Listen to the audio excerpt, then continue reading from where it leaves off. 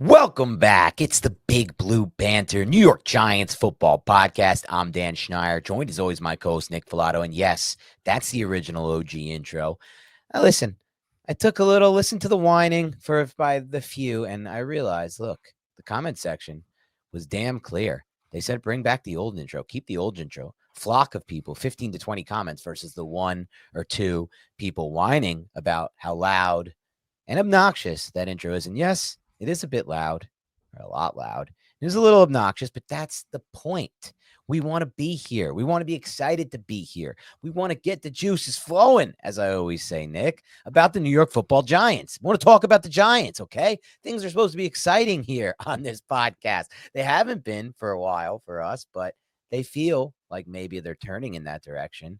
And so the old intro is back, and it's going to be a lot of excitement, a lot of passion going into this podcast over the next 5 months or 4 months as we head into the 2025 season. Yes, it's a tough schedule, but I believe this team is going to take a big jump forward on the field. That may lead to not as many wins as we hope, but it also may lead to more competitive football, and it may lead to them competing. And wow, we took the Chiefs to the fourth quarter, and then Mahomes did a drive at the end, and they won the game. But those games weren't even possible for us, Nick, in these last few years. Like, they really weren't. When you were trotting out Daniel Jones, Tommy DeVito, and Drew Lock, and whatever else was that quarterback over the last 2 years, those weren't possible. And so now it may be possible. And I hope that's the case as we move forward. But for now, Nick, we're going to talk today. Second part of this little series we've done in the past, ranking the Giants roster by position. We're going to go 5-1, I believe, like we did last time. There's 5 position groups, fewer on the defensive side of the ball. We're breaking up edge and linebacker. We're breaking up the off-ball guys and the edge guys. D-line has its own category, safety and corner. Before we do any of that, little show note, I am going away for 8 days. I don't know when this will drop, but we may be a little light on content over that. The good news is we're going to pre-record some, and it's the dead of the off season. So this is the time to do it. I'll be in Hawaii, Nick. I'm very excited. Going to go see my brother get married. I'm going to officiate the wedding. So I'm excited. Wait. Time out. You're officiating the wedding. You got verified for all that. Jeez, I didn't realize they let anybody do this. I knew it had a broad net of all the losers who could do it, but I didn't know they let anybody do it. They let anybody officiate this wedding. And my goal is to figure out the best joke to serious ratio, because this is not like a best man speech. This is not something like that. This is an officiating wedding, but I have seen people officiate weddings and they add in some humor and some jokes. So I am going to add in some stuff. I'm not going to lie, Dan. I think you would be really good at this. I think you're going to do an excellent job. You're going to find the perfect balance between roasting your brother lightly, but also keeping it lighthearted enough that everyone just goes, ha, ha, ha, ha. And they just like laugh all poshly at it instead of it being like, it's awkward. Exactly. That's the key. We'll see how it goes. I'm excited for that. I can't wait to be in Hawaii. That's the first. I don't think I ever would have gone to Hawaii without this. And everybody I know who goes to Hawaii says it's amazing. Which island? Kona. Okay. Yeah. I'm going to act like I know that and be like, yeah, sure. Okay. Yeah, sure. And it has some awesome stuff, like massive volcano that you can hike up. There's like 4 hikes I want to do. Tennis every day or some of the days. Golf, obviously golf. Some of the most amazing looking courses I've ever seen are out there. I cannot wait to lose 17 balls in the water out there. I mean, some of these courses, Nick, are right on the water. Bye-bye balls, as they like to say, to those golf balls. So maybe I should go to lostgolfballs.com. I just bought like 3 new packs. They're so expensive. But anyway, too much talk about this Hawaii trip already. I can already see the I'm excited for you, buddy. I'm excited for you. I'm really excited about this. I already see the comments just ripping me apart. Let's talk Giants football instead. And let's get right into this thing. Let's rank this Giants roster on the defensive side of the ball from 5-1. So you don't know my rankings. I don't know yours. Start off with number 5 for you. It's tough. It's tough for me, man. So my number 1, and I'm not going to tip it, but I think everybody probably knows what it is. Like, that one is far ahead of all the other 4 position groups. And the other 4 position groups, I feel like, are relatively close to where I can make an argument as to why one would be second, why one would be fourth, why one would be third, etc. Right? But if I had to nail down one position group that is going to be the last one on this roster, I think I'm going to go with safety.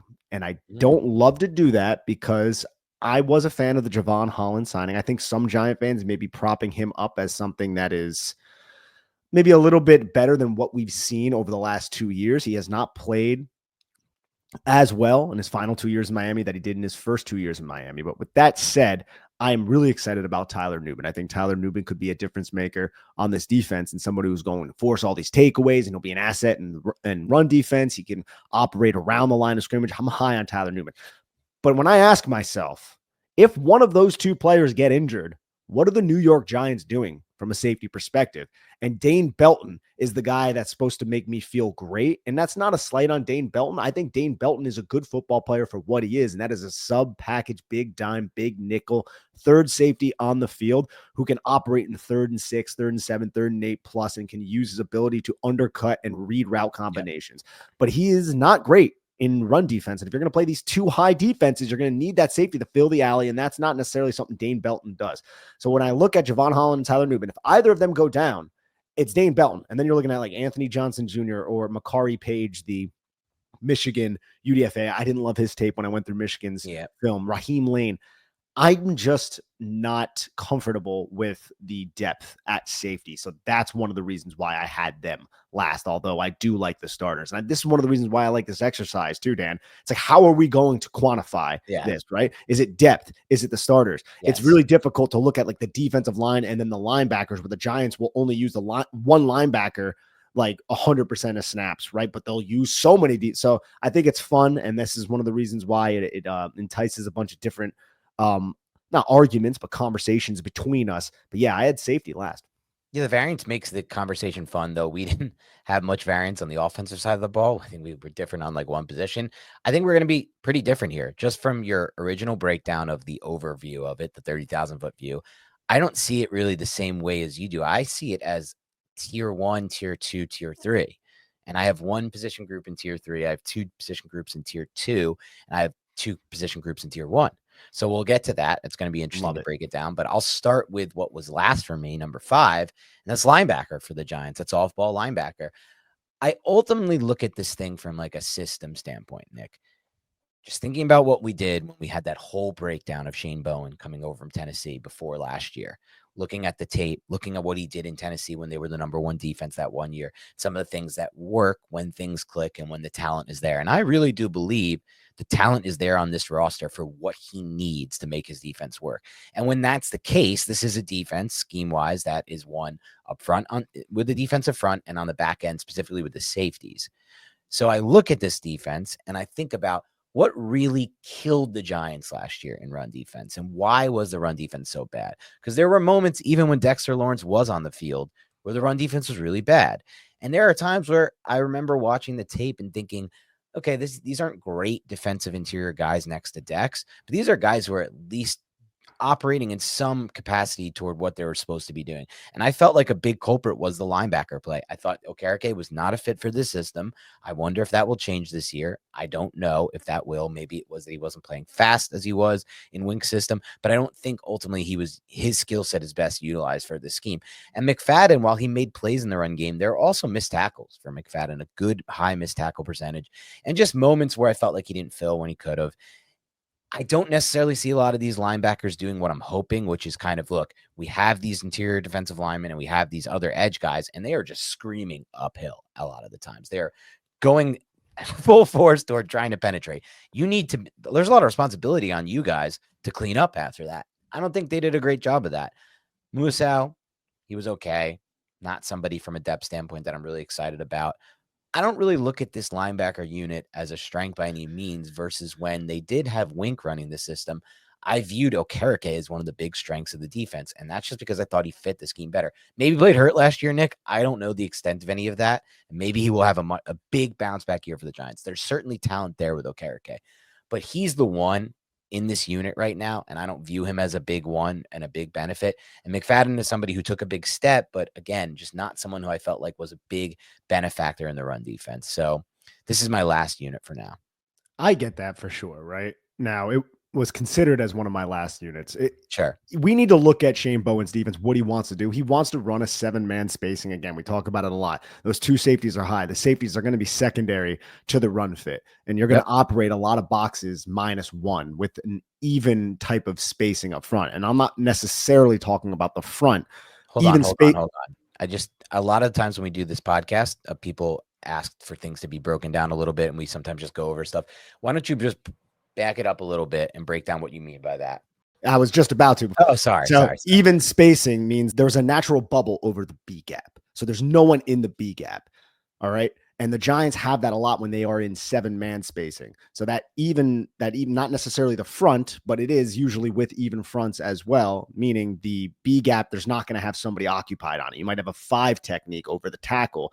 You might have a 2-eye inside the guard, and they'll be playing half shade towards that, or maybe the safety coming down into that B gap. But the reason why I'm bringing all this up is when you are -1 in the box, you don't have that mathematical advantage. These linebackers are sometimes, they don't have that just, hey, this is your one read all the time. Some of it is dictated off of what they're reading the offensive line do. They have a few different, not options, but a few different responsibilities that they have to adhere to based on what the offense is doing. It just puts more on the linebacker's plate.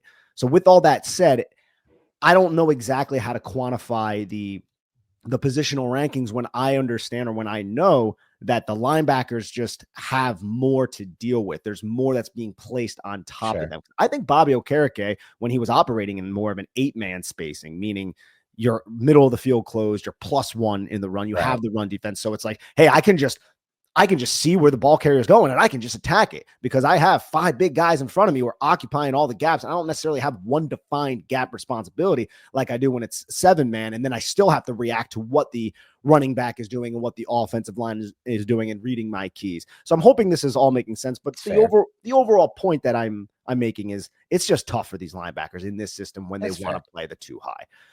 Hello, ladies and gentlemen. Look, we all love to work out. The summer's coming around. You want to look good in your bathing suit. But in order to enhance your workout, you want to go and use Mitopure from Timeline. This is a great product. When I started using it, it makes me feel stronger, gives me more energy. I recover quicker. I'm in my 30s.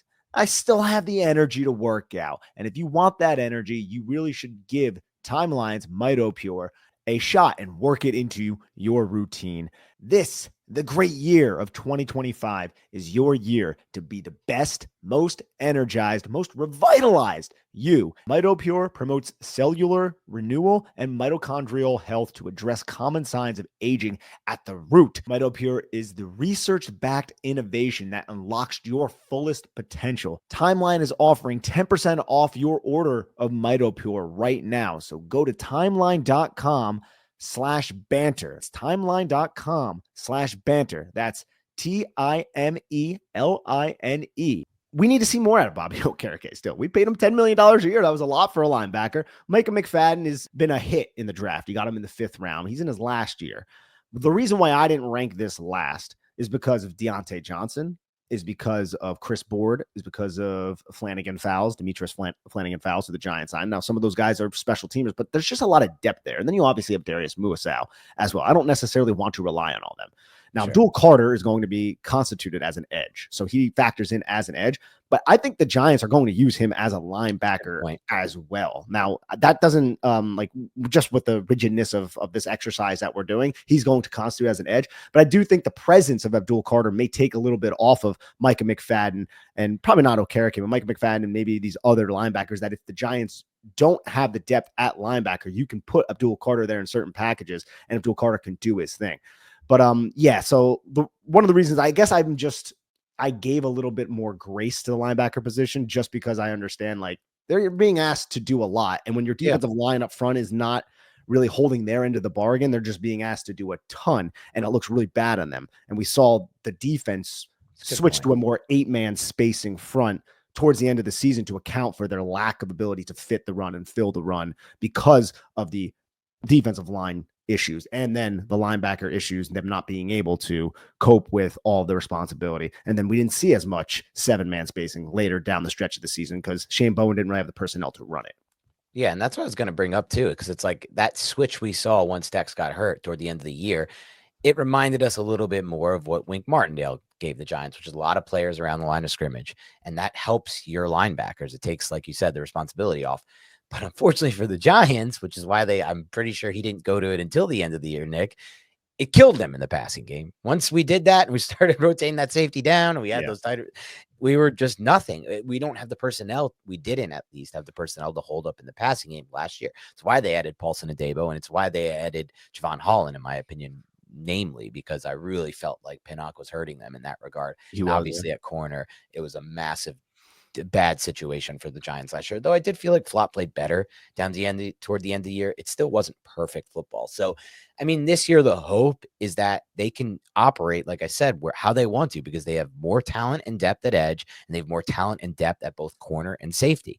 And so that will hopefully allow them to play that. But I still think, even if that's the case, and they're operating, like you said, with this -1 in the box, I'm going to need to see more from these linebackers because, yes, there's more on their plate, but that's the role that they have in this defense. And I just am not so sure these are the guys that can pull off that role. We'll see. Exactly. Okay? I think that's an excellent point, man. And I didn't mean to cut you off there, but No, also okay. with Abdul Carter too. I mean, like one of the primary things as a defense you're trying to do when you're in a 7-man space and you're -1 of the boxes, you're just trying to find ways to cancel gaps, right? To make up for that mathematical disadvantage. Yep. And one way to do that is have guys like Dexter Lawrence who can just cover so much ground, guys who can also two gap. You play a lot of gap and a half. It's something that we saw the Rams do under Brandon Staley quite often. We've seen a lot of people do it. Vic Fangio does it as well. But when you have a player like Abdul Carter and you could put him at the second level, he can operate as that quarterback spy, because playing 7-man spacing against a mobile quarterback is very tough when you have Jalen Hurts and you have Jaden Daniels, because someone has to account for those guys. So now you might be like -2, right? You need to, when they're going into the RPO and the zone read, you need to be able to eliminate that guy as an option. But now the Giants have the defensive weapon to do that against these mobile quarterbacks in Abdul Carter, who can also operate from that second level like he did early in his Penn State career. So I'm hoping that X factor can allow the Giants to do more of what Shane Bowen wants to do.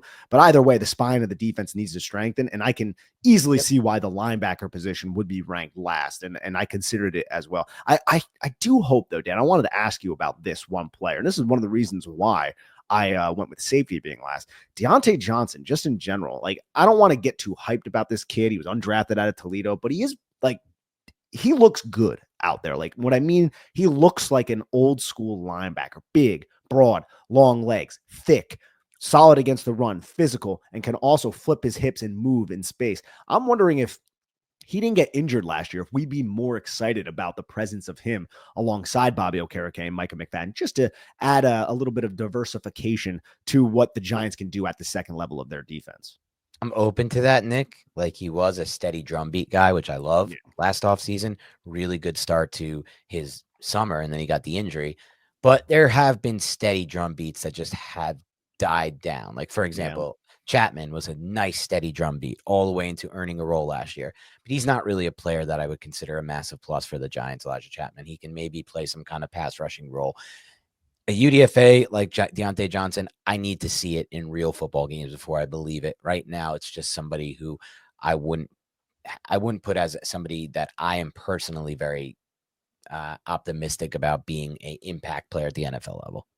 Yeah, I think that's fair as well. We've seen a lot of steady drum beats just cease, like, and not always cease. It's like they're drum beats for a reason. They're great in camp and they're great in those environments, but it's a big jump to play at the NFL level on Sundays. It absolutely is. All right, let's move on to our next one. So, number 4 for you. Yeah, my number 4 was linebacker. Okay. We spent a lot of time talking about linebacker. So what's your number 4?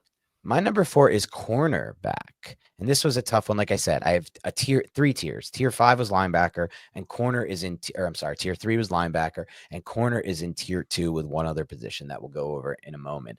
But for me, corner fell to 4 in a tough, I was debating, 4 or 3. It's tough there, but it fell to 4 mostly because of my uncertainty regarding Deonte Banks. Now, here's how I look at this position for the Giants.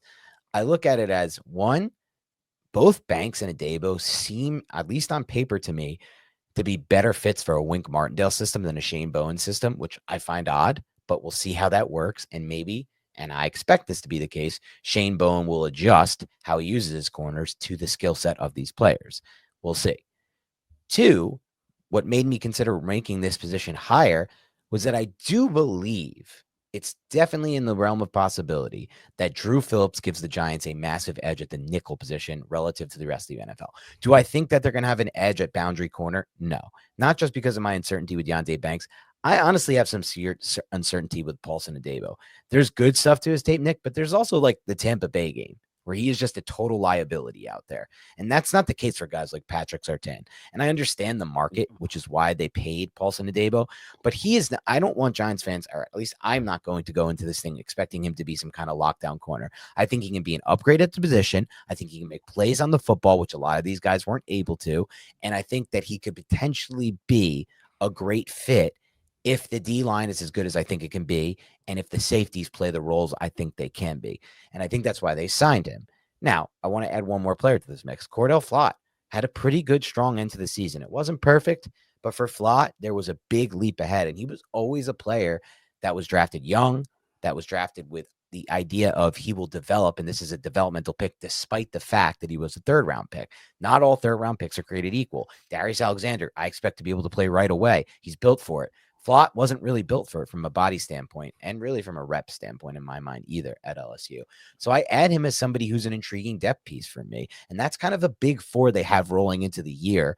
But the key to me is, can Deontay Banks play better football? Because if Banks can't play better football, he will be picked on over and over again, like he has been in the past. Like, think about some of the games we watched last year and over the last 2 years.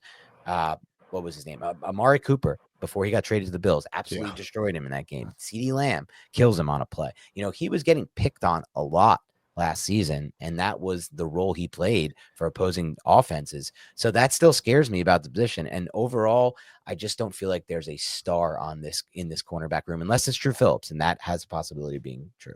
100% agree. And there's a reason why I considered this one to even be last. And the reason why I was like, no, I'm going to put them third. And that's where they are for me. Cornerback is right above linebacker. They are third.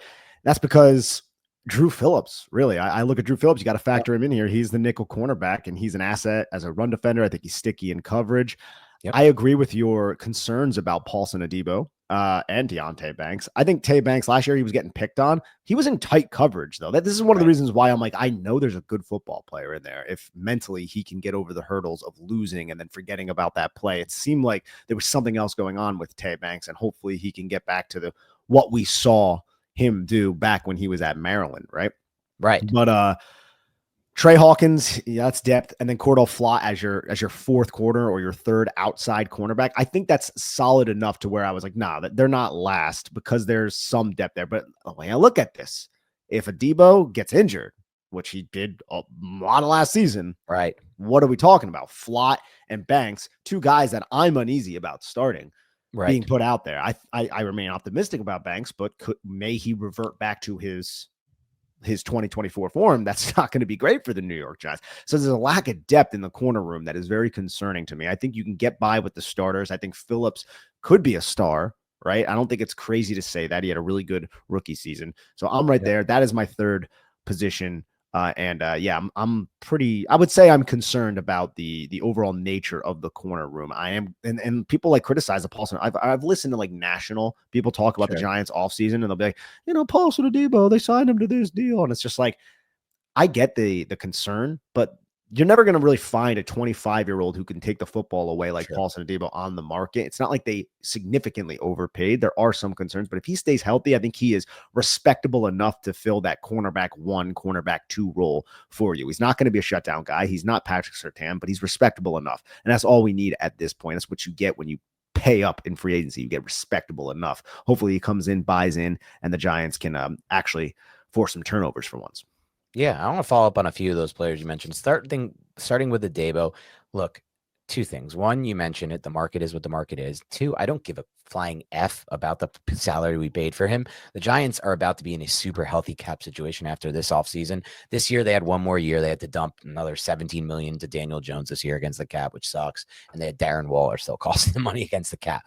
But next year, plus they have Russell Wilson's contract against the cap. Next year, most likely it's Dart and Jameis. We're freeing up like $30 million just there, $35 million just between no Russ coming back, Daniel Jones finally off the books, and no Waller on the books. So they're fine from a cap standpoint.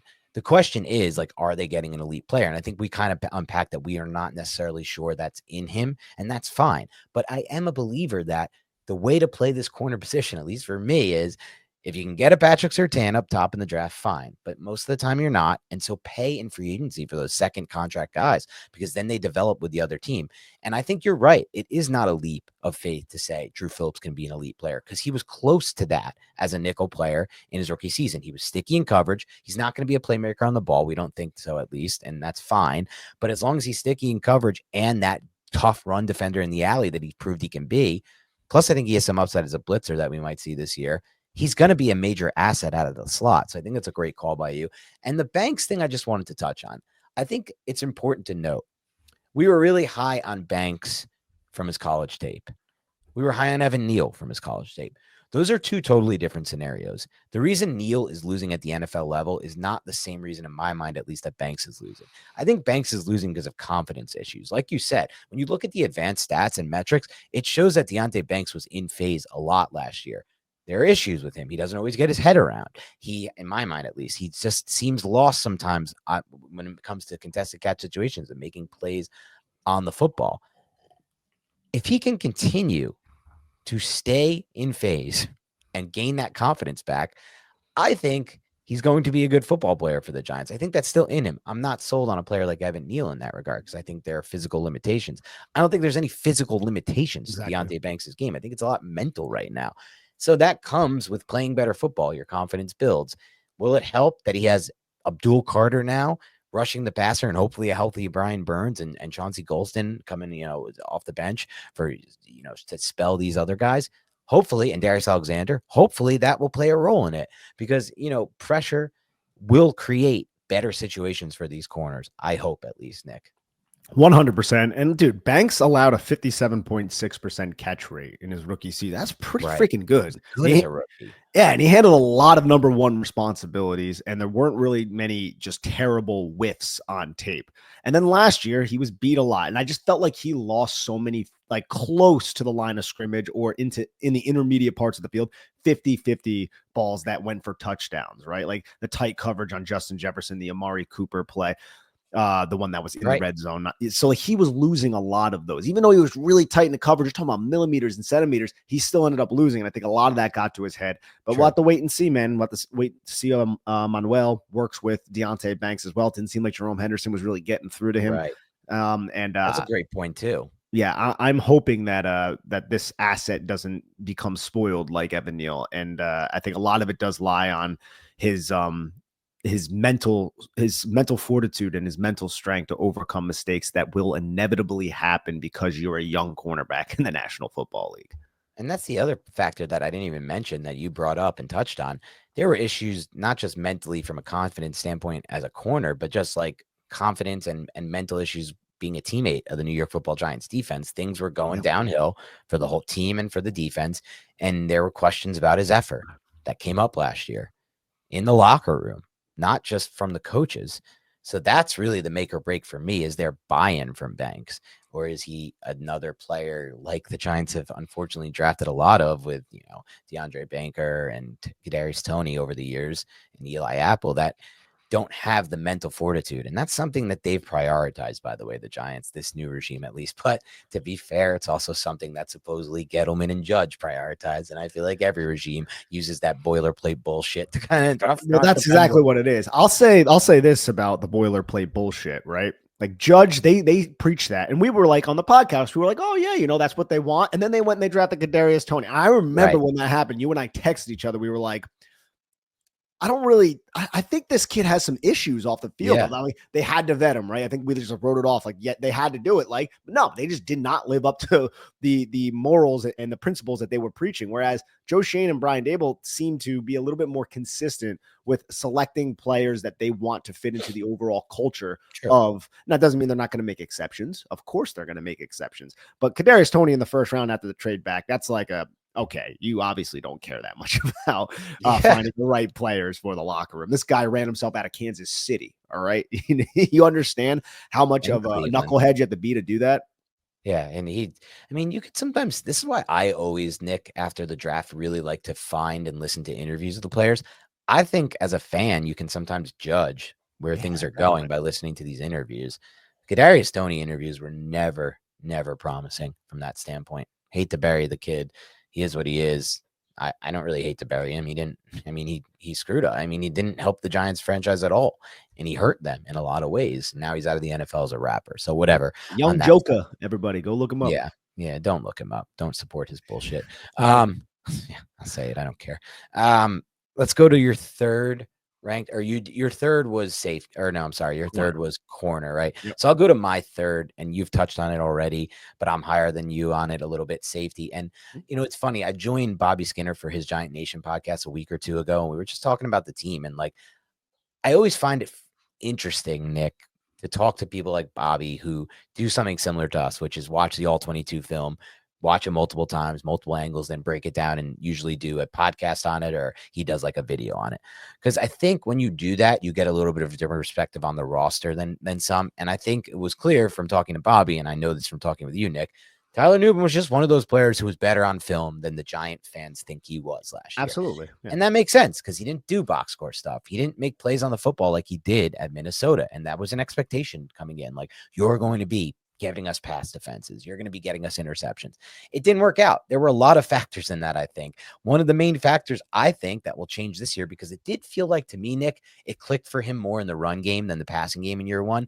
But I think one of the factors will be that they can use him in different ways in the passing game this year, because they actually they can trust both safeties, Holland and him, not just, what's Pinnock going to do? And I don't want to bury Pinnock. I just felt like Pinnock in the run game was a real big, let me think of the word, like a sore spot for the Giants defense last year. A liability in a lot of ways. And now they can use these safeties interchangeable. That's going to help Newbin so much. The speed of the game is going to slow down for him. Second year in the system is going to help him. Everything is working in his favor. But there were moments on film, there were flashes where I was like, this is the player they drafted, and I totally understand why they took him this high. So the reason I have this position group ranked so high is that I think Newbin is going to be one of the biggest candidates to break out on the Giants this year. I agree with you with Holland.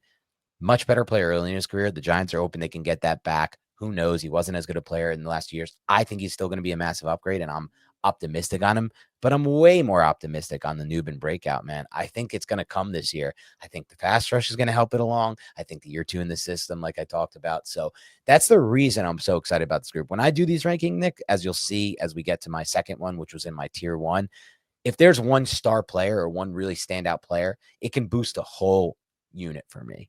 And I feel like Newbin may be that guy for this group.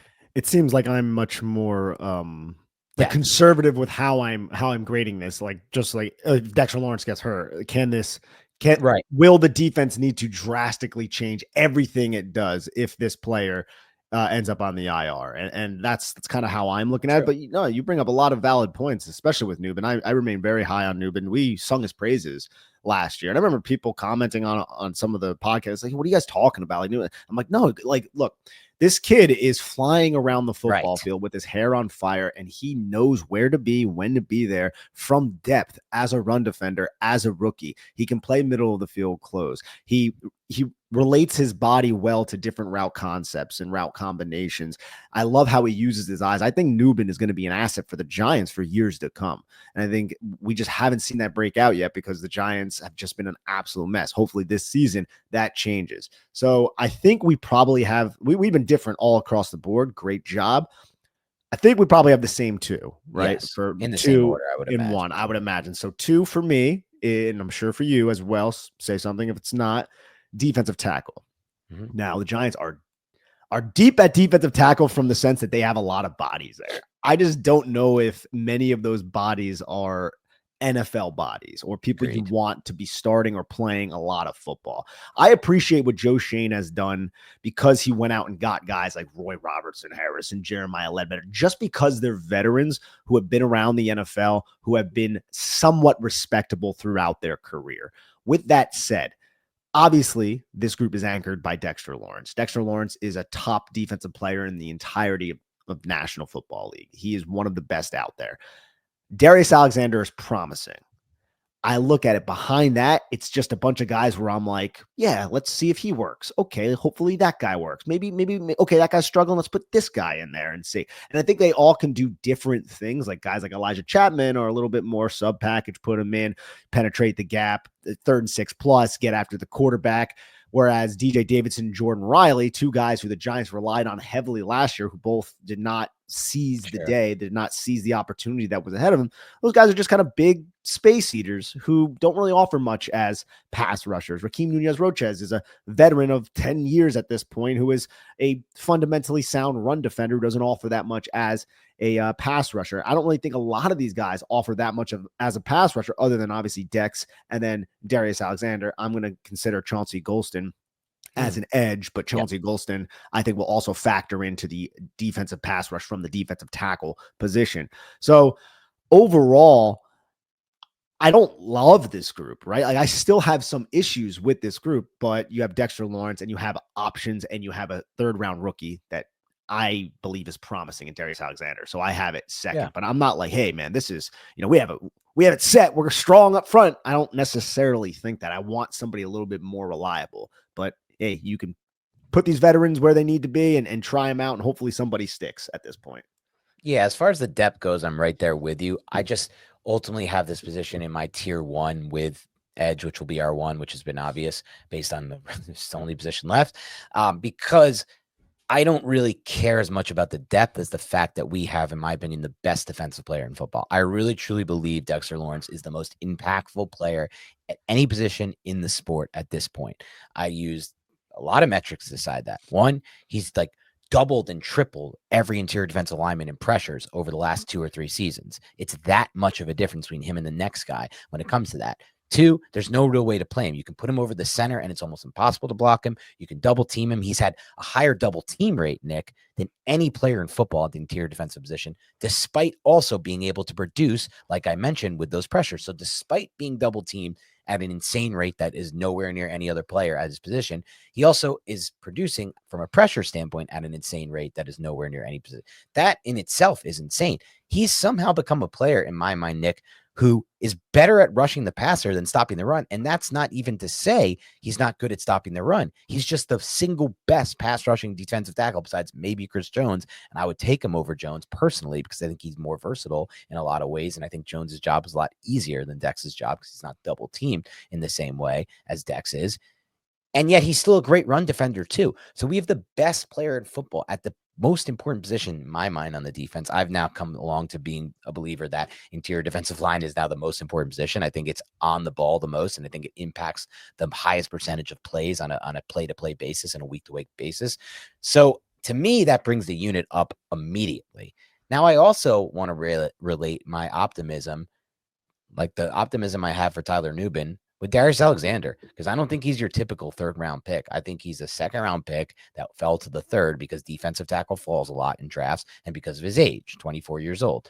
I don't care about that. I don't really care about that at all. It's not a guarantee he's going to translate, or else he would have been a top 10 pick.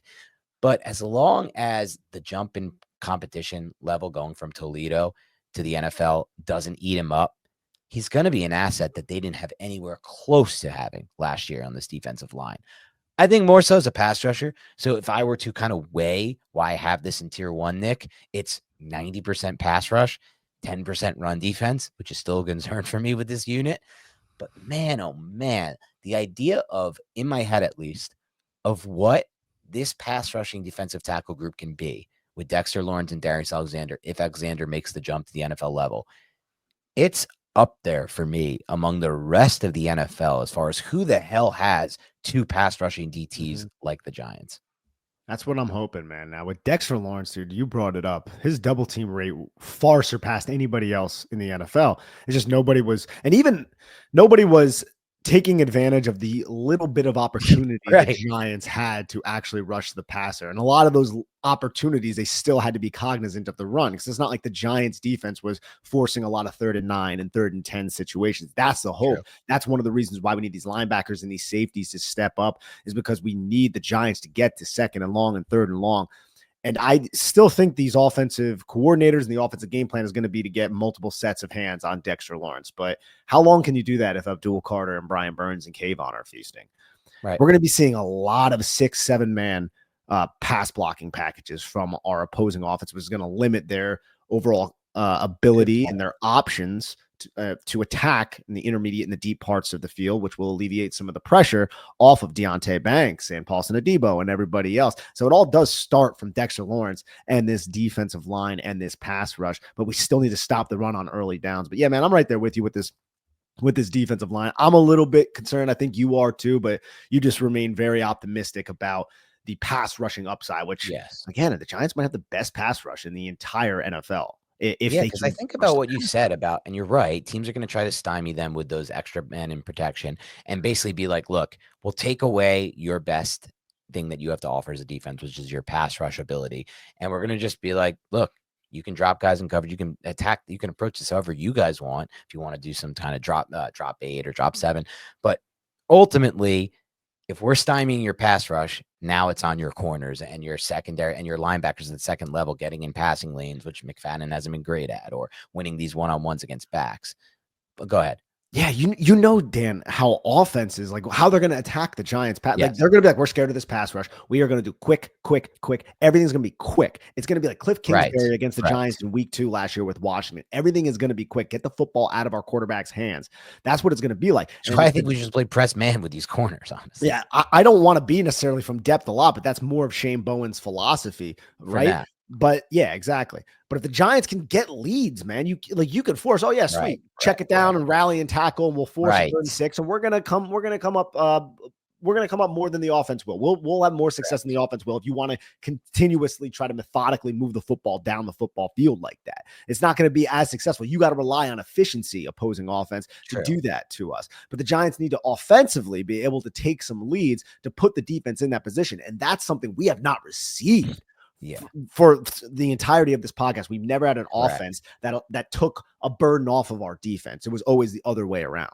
Yeah, and also with that regard, like I do think about like when that Tennessee Titans defense was at its best under Bowen. It is true. Like I don't know if we'll see a massive change in regards to how we play coverage, because I do kind of feel like he believes in the philosophy, and it's not a terrible one, Nick. Let them matriculate, as you like to call it, down the field, and then force them to kick a field goal.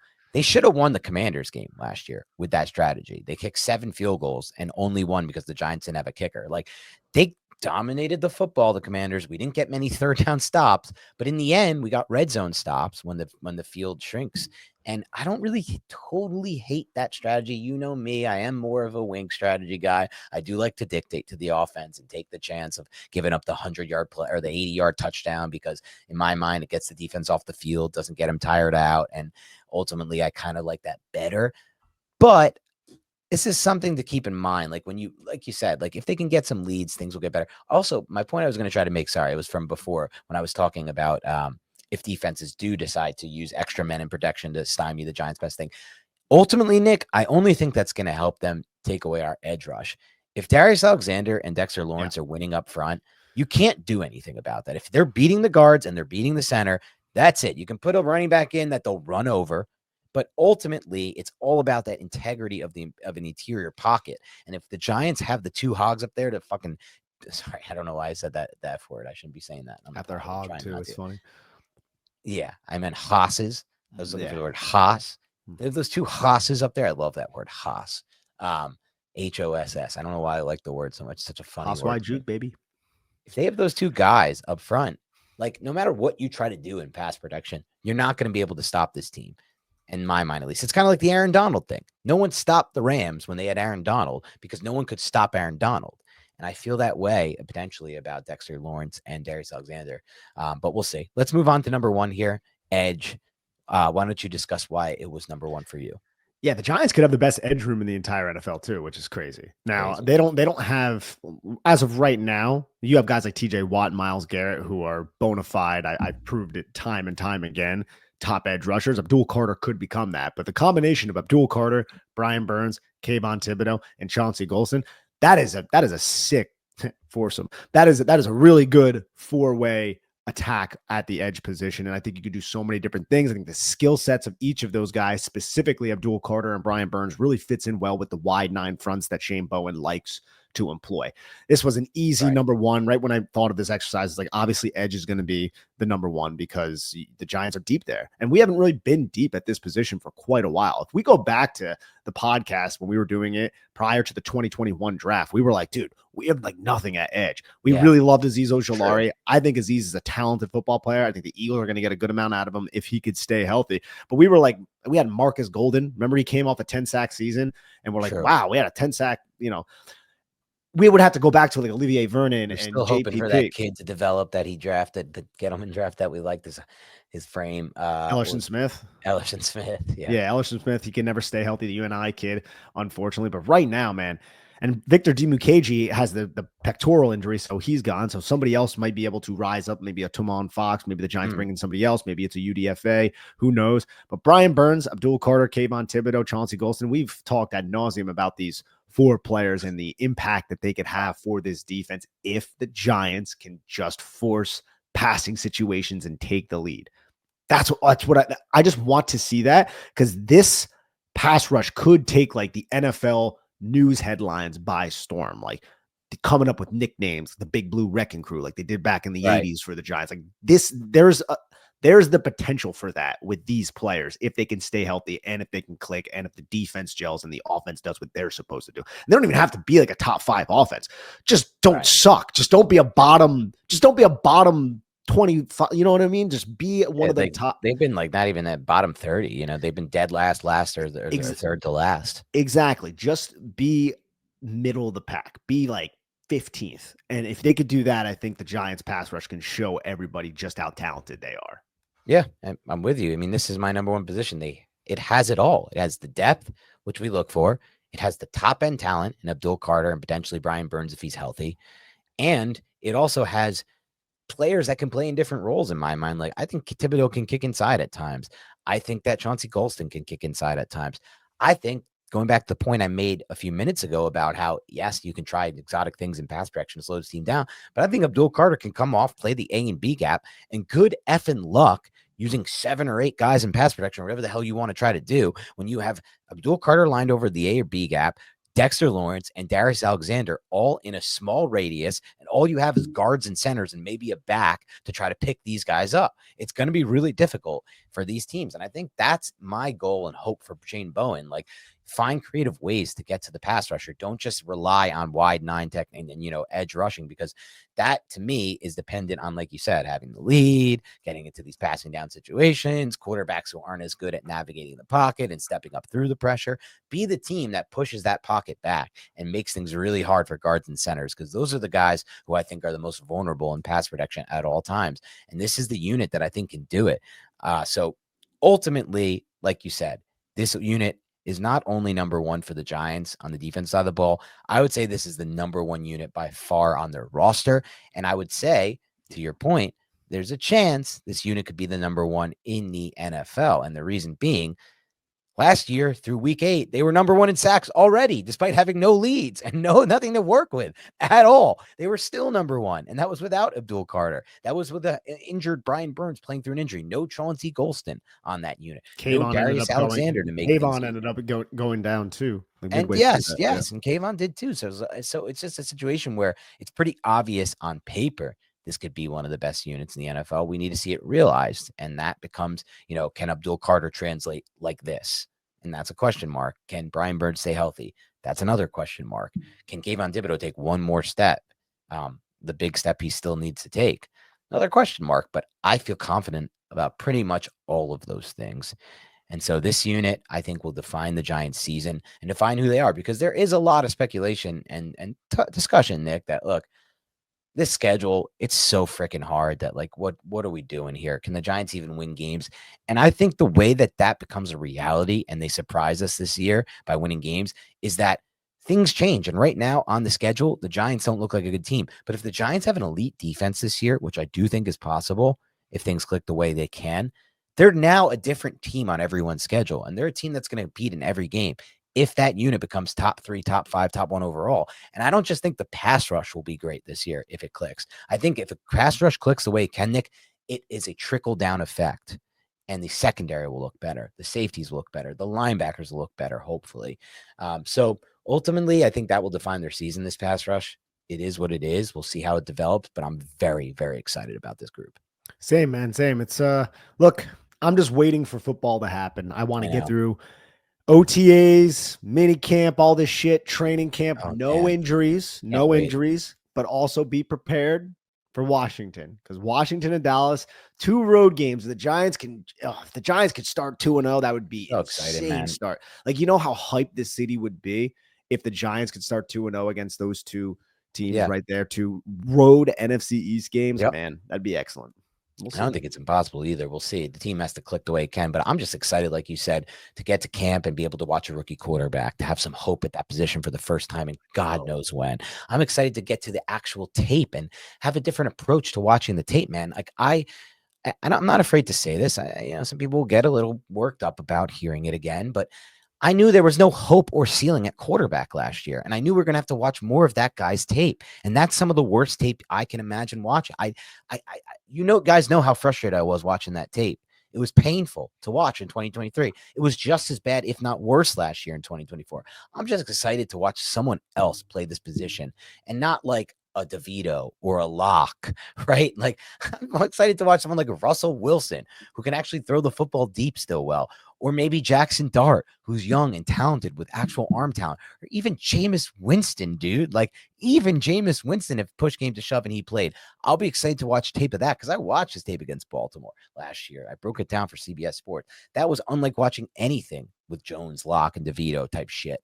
So, like, it just feels good to me to know this team has taken so many steps to go in a new direction. It may not be the direction we want. We're hopeful it is, but it's a new direction, man. And it was not a new direction last year. No, not at all. And we all were very excited about that, right? We're like, Yeah, oh, there was we're no going in beat. a training camp with Daniel Jones coming off a torn ACL and Drew Lock. It's not even just coming off a torn ACL. It's Daniel Jones. We've seen 5 years of tape at that point. We know what he is, and we know there's no ceiling. Like, and they build us and they sold us on it. Shane said, if we got him Malik Neighbors, and you saw Brian Dable when he said that. He rolled his eyes at it because he's the one who really knows what this guy does. And it is what it is. I mean, I'm pretty sure Shane knows too, but like he has to live with his mistake of giving him that contract. Yes. At that point. So that's a whole debate we'll never know the answer to. That's a fun Yeah. one, Nick, because it's like, did he know? He should have known. But Well, how much? he's not a coach, right? Like he's not a coach, so he watch his can't. tape. Yeah, he watches his tape. I'm sure he's aware that Daniel Jones has like a 6.1 yards per attempt average and never targets down the football field. But he believes like we can win football games like we did in 2022 and trusted the coaching staff to get it done with a young quarterback who set an example of being the first guy in, last guy out, all that. I don't know. I'll never know if he believes any of that. And I think, and we'll never, I hope he believes it. At some point he did. And then afterward, I think it started to diminish when 2023 happened and they got him Darren Waller and the team sucked. And then he ended up tearing his ACL. The reason why I brought the ACL up was it was just like another one of those, dude, you had an excuse to get out of this mistake and bring in real competition. Be like, hey, we don't know. Something could be, but you didn't do it. You brought in Drew Lock. Right. And you had Tommy DeVito. That's his biggest flaw so far in his tenure as a general manager, without a doubt. And it's interesting to me because I wonder how much of that was him trying to justify the contract, because it would have made him look like a great GM if what he said in Hard Knocks could have came true. Look, if we get him Neighbors, everything changes, blah, blah, blah. And also, he also said in Hard Knocks, no one could have played good behind that 2023 O-line, which is true, but also not an indicator that he would play good if the O-line was better, as we saw in 2024. And I'm sorry to rehash all this stuff, but it's just, it's frustrating for me from Shane's standpoint on that note. And I do wonder where he was at with all of that, but it's okay. It's in the past. The point is, we're now able to look at this thing so differently, Nick. That's why I'm optimistic, man. Jackson Dart, we get to watch him in training camp. Jackson Dart, maybe we get to watch tape of him in the regular season. We're certainly going to get to watch preseason tape of him. There's stuff to learn about these quarterbacks. To me, the film was undeniable about the last group of quarterbacks. There was nothing to learn. We had no ceiling and we had no hope. There's finally some hope. So thankful for that, Nick, as we move toward this OTAs part of the Giants offseason. And thank you to the listeners who stay tuned to us, who are keeping it locked and loaded. Look, it's the dead of the offseason. We understand that. Nick and I are struggling to even come up with stuff to talk about at this point, because that's how it goes. Stuff to talk about, baby. There's always stuff to talk about, but this to me always feels like the time of the year where there's less to talk about. Let's put it that way. But thank you for tuning in still and for being part of this experience for us and enjoying the content still. We're going to try to give you what you want throughout the rest of this off season, and just keep it locked and loaded. Please hit the like button. I haven't asked you for that yet. Subscribe. We're up to 10.5K or over. We're starting to build even more there. Keep subscribing, keep liking, and keep it locked and loaded. More content coming your way.